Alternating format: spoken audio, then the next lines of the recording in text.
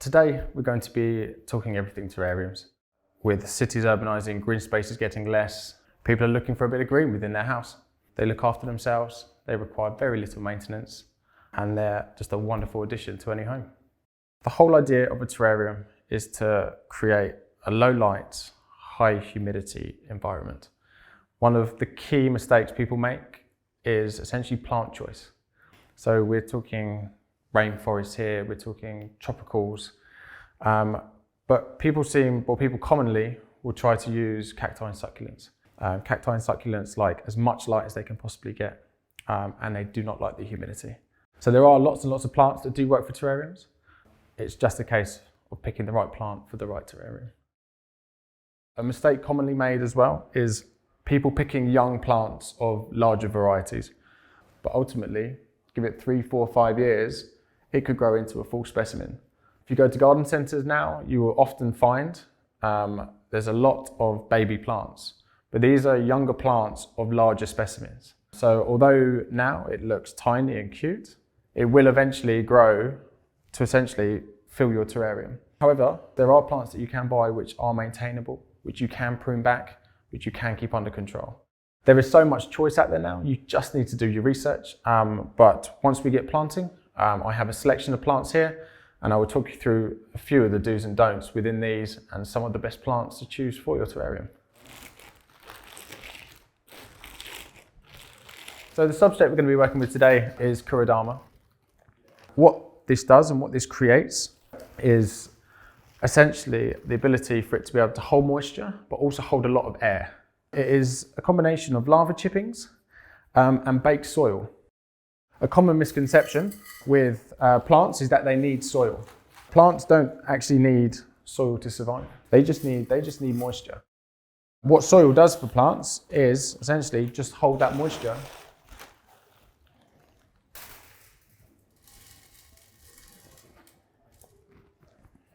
The next thing we really want to do is to sort of create the landscape and the base on which it's going to sit.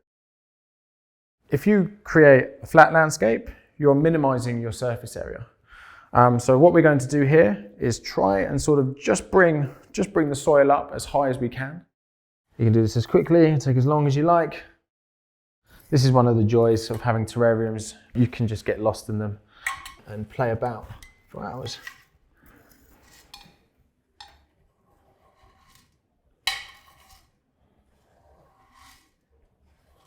So once you have your substrate in and you're happy with what you have, we're now going to go onto stones or rocks. There is a huge variety which you can choose from. Here we have some beautiful slate rock, incredible markings, superb contours. We also have we have Millenium stone. These are all available in aquarium shops. For ours today, I'm going to create a small staircase and a few fillers in between. There are several ways you can do this. You can either start with stone that is already broken, chipped, and construct as you go, which is what we're going to do today. But the other option is to pre-build and to pre-make. I have a few bits that I've started doing here. Essentially, bits of rock and some super glue. So we're going to go in slowly, start with our base platform. As each stone goes in, we can just sort of go in and nudge and build up the soil around the back just to create a flat surface for the next stone to go onto. Then go in with the second.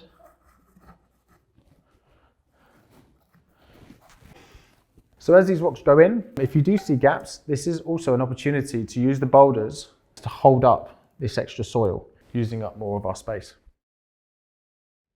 And then this process here, you just repeat until you are happy with your final result.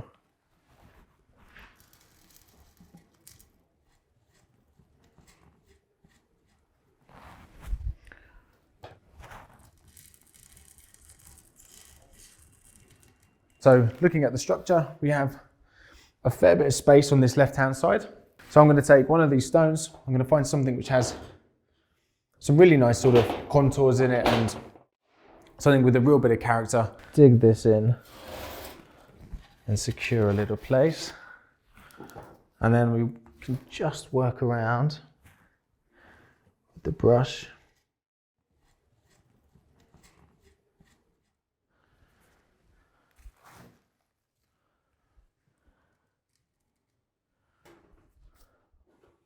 One of the big things that's come in, or that people love to use in terrariums, is mosses. There are hundreds of different types of mosses.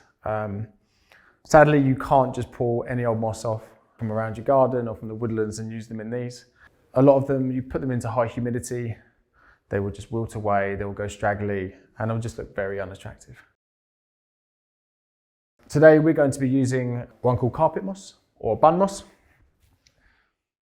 It's often used for reptiles, but equally, if you go to your local florist, you can order this in. It's lovely stuff and will thrive in your terrarium. I'm just going to take my secateurs and I'm just going to work the bottom off. Just cut it down ever so slightly. You can be rough with it. As we start to install, any gaps will eventually just form and mull over a period of time. But it will not take long for your moss to create a fresh green apple carpet across your terrarium. So, as I said, it pulls apart easily. So essentially, we're just like a jigsaw puzzle. We will just start tucking in the moss.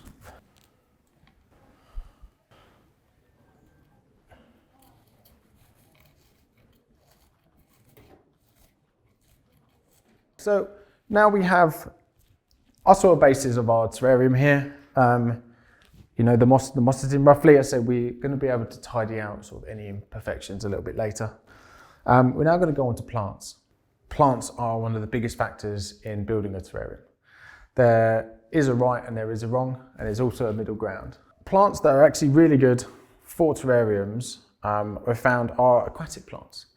Aquatic plants over generations have been bred to stay small. I have here Lilaeopsis Brasiliensis, a Hemianthus. This almost grows like a moss. In sort of aqua tanks, you'll see it just carpet and trickle across really slowly. I also have Bobitis deformis. This is an underwater fern. I have things like this Dipsis here. This is only a baby plant. This will and can eventually grow to full size. They sell this range in garden centres now. I think they're called the Bambino range.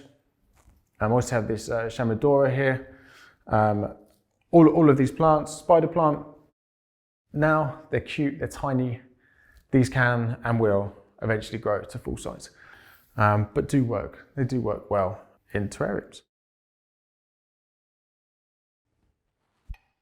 Planting wise, we're going to start with soft mosses. This is just a slightly larger moss than what we have here. This is multiple plants within one structure. So I can just open this up here. We can take your desired size clump. We just need to kind of twist it together. We can just pinch by the roots here. And then you just sort of look to find kind of a gap you want to fill it into. But as I said, get it sort of in. You can be quite rough with it, because eventually it will settle in and will look after itself. Just slip a few of these tufts just down. Once again, this is the sort of thing you can take a lot of time over. I'm going to then go on to my Hemianthus here. So, principle of the Hemianthus, exactly the same. You have multiple root systems here where you can just pull apart.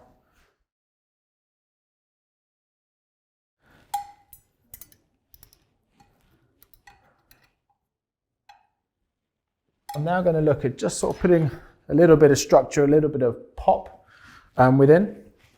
I have this little Fittonia here, which I'm going to just use just as for its accent of colour. There are lots of other plants you can use. I've taken this solely for its leaves. Architecturally, it's lovely, and just the pattern on them is, I think, it's beautiful. Take what I need, be a little bit rough with them.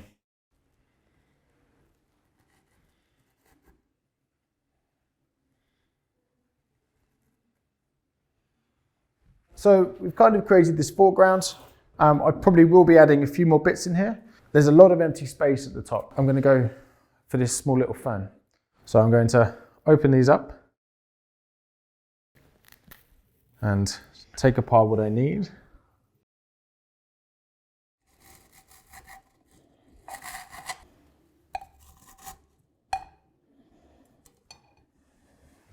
So just where there's been this sort of gap, it's sort of failing over a little bit.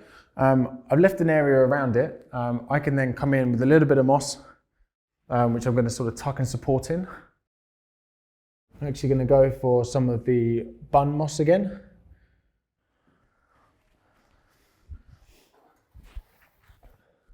So this now just gives that little bit of height at the back.